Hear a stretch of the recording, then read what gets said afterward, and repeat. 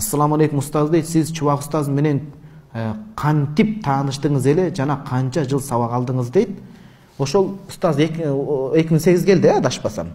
Ошондо мен Ислам университетинде Напчык устазыбыздын Алла разы болсун, биринчи курс элем. Мектептен тамга тааныбай келгем араб алфавитини. Алиф бата деп бир 5-6 тамганы катары менен таанып алгам, ортосын билбейт элем. Кадамжайдан Баткенден Сүймөнкул деген досум бар. Анан биринчи курсту бүттүк, экзамен тапшырышыбыз керек.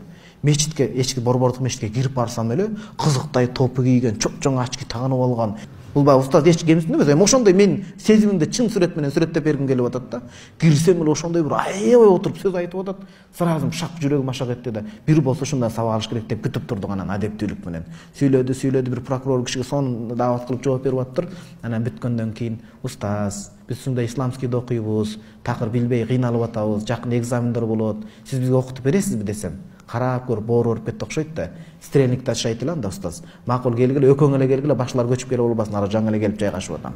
Деп анан үйүнө барып, сабак окуп турсак, сабакты окуп атат. Анан бир жерде окуп калып, кое тургула деп дигиктеп канасын алып келип ачып окуп берип, дагы бир окуп дигиктеп тап келип, оозубуз айрандай ачылып калды биздин. Ушундай илим болот деп алгач жашоомго илимге китеп койгон сүй ойгонду да ошондо. Китеп топтош керек экен. Ошон үчүн айтып коеюн чурдан пайдан. Ар бирибиздин үйүбүздө китепкана болуш керек. Мен жеке өзүмүз кыздарыма да китепкана жасап бергем. Алар үчүн китеп жасап, ай сайын мо раритет бар го, башкалар бар. Китеп алып бере беш керек. Алар китеп болгон сүй ошондой конот. Ошентип устаз менен таанышып калдым эле, бактылуу окустук иншалла. Эми Кудайым жазган экен, биз кимбиз? Ошондой бир күнөөкөр пендеге, ушундай улуу устазды тагдырыбызга Алла Таала өзү жазып койгон экен дегенимде эми.